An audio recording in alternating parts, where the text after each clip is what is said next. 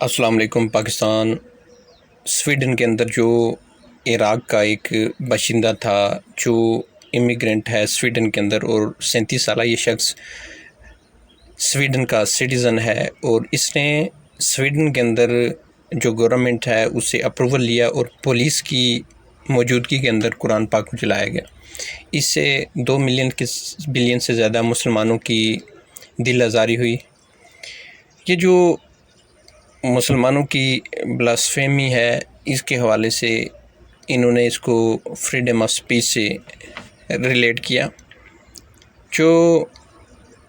इसके हवाले से सबसे ज़्यादा एहतजाज किया वो रशिया ने किया। रशिया के अंदर जो प्यूटन था वो एक मस्जिद के अंदर गया, वहाँ पे उसको कुरान पाक का एक नुस्खा दिया गया। उसने ये कहा गया है कि किसी की मुक़द्दस बुक या कुरान के ख़िलाफ़ ऐसे अल्फाज जो है वो हद तक अमेज़ हैं, और इससे मुसलमानों की जो है वो दिल आज़ारी होती है। सो इसको फ्रीडम ऑफ स्पीच से रिलेट करना बिल्कुल सरासर गलत है। और सबसे ज़्यादा जो इस पे कंडेम्ड किया वो रशिया ने किया। सबसे स्ट्रॉन्ग कंडेमनेशंस रशिया की तरफ से आई, उसके बाद टर्की और मोरक्को और इन कंट्रीज़ ने किया। फिर जो ये ग्रुप था PKK, जो कुर्दिश ग्रुप है, जो कुर्दिश वर्क पार्टी है, तुर्की के अंदर थी। ये एक बागी ग्रुप था जो यहाँ पे फ़ौज के ख़िलाफ़ लड़ता था। तो इसकी वापसी, और फिर Syrian SDF, Syrian democratic force, ये ग्रुप वहाँ पे एक्टिव थे कुछ अर्सा 1984 में तुर्की के अंदर, जिन्होंने यहाँ पे कुछ ऐसी एक्टिविटी की थी और लोगों को यहाँ पे मारा था। दहशतगर्दाना जो सरगर्मियाँ थी उनमें ये मुलव्वस थे। तो इनकी वापसी के हवाले से भी ये इशू खड़ा हुआ था तुर्की और स्वीडन के दरमियान, क्योंकि स्वीडन और फिनलैंड अप्लाई कर रहे थे नेटो की मेंबरशिप के लिए, और तुर्की भी नेटो का मेंबर है। सो जितने भी नेटो के मेंबर हैं वो जब तक अप्रूवल ना दें उस वक्त तक कोई भी कंट्री नेटो की मेंबरशिप हासिल नहीं कर सकती। इन दोनों कंट्रीज़ ने नेटो की मेंबरशिप और यूनाइटेड नेशन को एप्लीकेशन दी थी, जबकि तुर्की की और रशिया की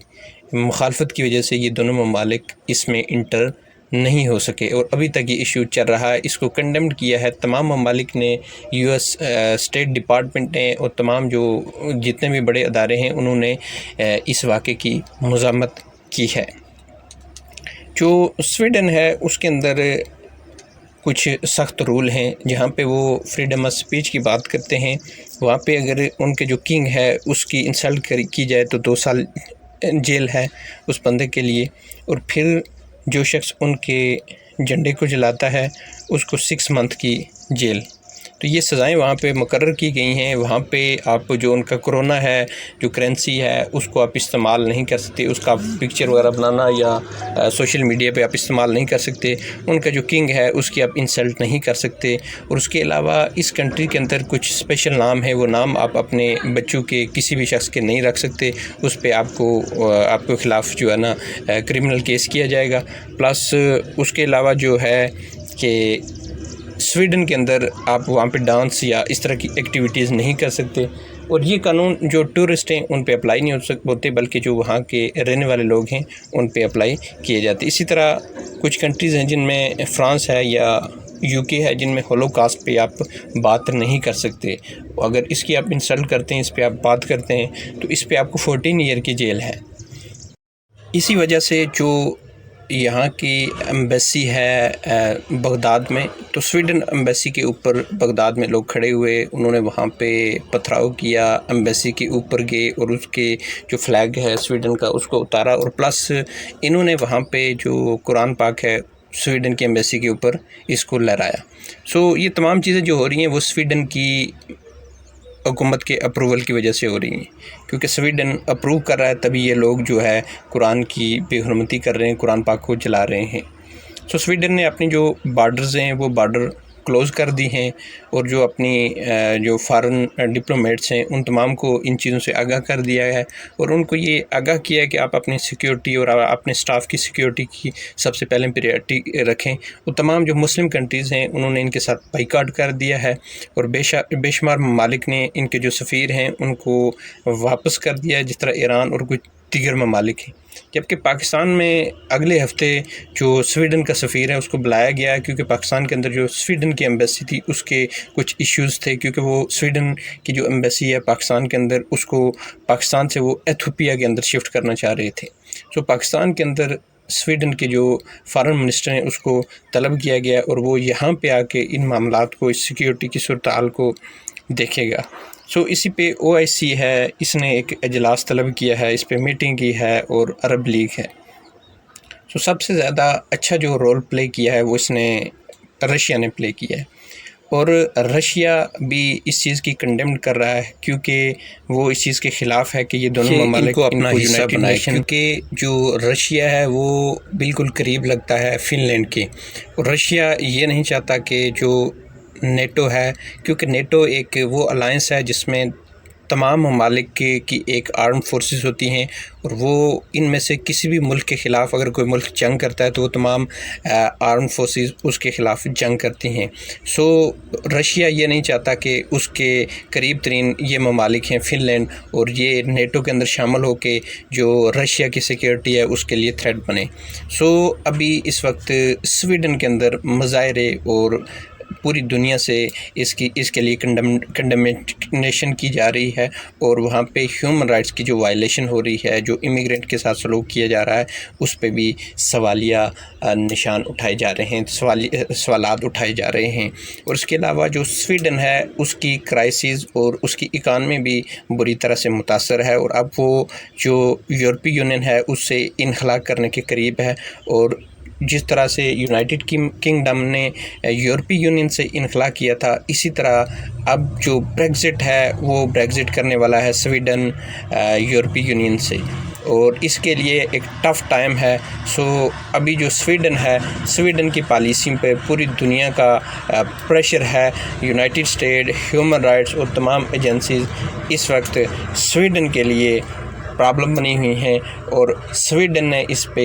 جو اس کے پرائم منسٹر نے اور فارن منسٹر نے اس نے اس واقعے کی ابھی مذمت بھی کی ہے اور اس پہ معافی بھی مانگی ہے، جبکہ اس شخص کے خلاف انہوں نے کوئی بھی کارروائی نہیں کی ہے جس نے قرآن پاک کو جلایا، کیونکہ یہ اسٹیٹ کے اندر ہوتا ہے، اور اسٹیٹ کسی بھی شخص کو جہاں پہ فریڈم آف اسپیچ ہے، وہاں فریڈم آف ریلیجین ہے، اپنی مرضی کے مطابق کوئی شخص عبادت کر سکتا ہے، اور رسپیکٹ ٹو ریلیجین ہر مذہب کو ہے، کسی بھی مذہب کے فگر کو، اس کی ہولی تھنگس کو، اس کی پرسنالٹیز کو آپ انسلٹ نہیں کر سکتے، کیونکہ یہ یونائٹڈ نیشن ہیں، اس کے لاز کی وائلیشن ہے، جو انٹرنیشنل لاز ہیں ان کی وائلیشن کی جا رہی ہے سویڈن۔ اور پھر ایک ایسی بک جس کی جو ایک ہولی بک ہے، مقدس بک جس کو سمجھا جاتا ہے، جس کے اتنے بڑے دنیا کے اندر فالوور ہیں، اس بک کی توہین کرنا، اور اس کے علاوہ جو ہولی بک ہے، قرآن پاک ہے، اس میں بھی یہ لکھا ہوا ہے کہ قرآن کے علاوہ جو لوگ دوسرے معبودوں کو پوجتے ہیں آپ ان کی انسلٹ نہ کریں، جو خدا کے علاوہ جو جھوٹے خداؤں کو مانتے ہیں اس کی پوجا کرتے ہیں، قرآن میں اس حد تک لکھا گیا ہے کہ آپ ان کی بھی توہین نہ کریں، کیونکہ جس وقت آپ ان کی توہین کریں گے تو پھر رسپانس میں وہ آپ کی توہین کریں گے۔ سو ایسی بک کہ ایک یونیورسل بک جس کے اندر یونیورسل لا ہے، اور پھر جو کرسچن ہیں حضرت موسیٰ علیہ السلام یا حضرت عیسیٰ علیہ السلام کے حوالے سے تمام چیزیں اس بک کے اندر موجود ہیں، ان کی بشارتیں، ان کے حوالے سے تمام واقعات اس بک کے اندر موجود ہیں۔ سو یہ وہ بک ہے جو ریلیٹ کرتی ہے کرسچن کو اور پرسین کو اور تمام جو ہے یہودی عیسائی تمام مذہب کے حوالے سے اس بک کے اندر تمام چیزیں پہلے سے 1400 سال پہلے اللہ کے رسول حضرت محمد صلی اللہ علیہ وسلم نے بیان کر دی تھی۔ سو اگر وہاں پہ ہولوکاسٹ کے حوالے سے بات کرنے پہ اگر جیل ہو سکتی ہے، تو کیا ایک اتنی بڑی مقدس بک اس کے حوالے سے بات کرنے پہ کوئی قانون نہیں ہے، کوئی چیز حرکت میں نہیں آ سکتی؟ سو یہی چیز ہے کہ ایک جو اسلاموفوبیا ہے 9/11 کے بعد، یہ مسلمانوں کے لیے ویسٹ میں ایک بہت بڑی پرابلم ہے، اور مسلمانوں کو تمام جگہ پہ امیگرینٹ سمجھ کے مسلمانوں کے لیے امیگریشن پالیسی، امیگریشن لا، اسائلم، ان چیزوں کو ختم کرنے کے لیے مسلمانوں کے لیے نئے سے نئے ہتھ کنڈے استعمال کیے جاتے ہیں اور مسلمانوں کو پریشرائز کر کے ان ممالک سے بھگانے کی کوشش کی جا رہی ہے۔ سویڈن جہاں پہ اگر 10 کروڑ ان کی آبادی ہے تو 1 کروڑ آبادی مسلمانوں پہ مشتمل ہے، جو ٹوٹل پاپولیشن کا 9 سے 10% بنتی ہے۔ ایسی کنٹری کے اندر مسلمانوں کے خلاف ایک جینوسائیڈ کی جا رہی ہے۔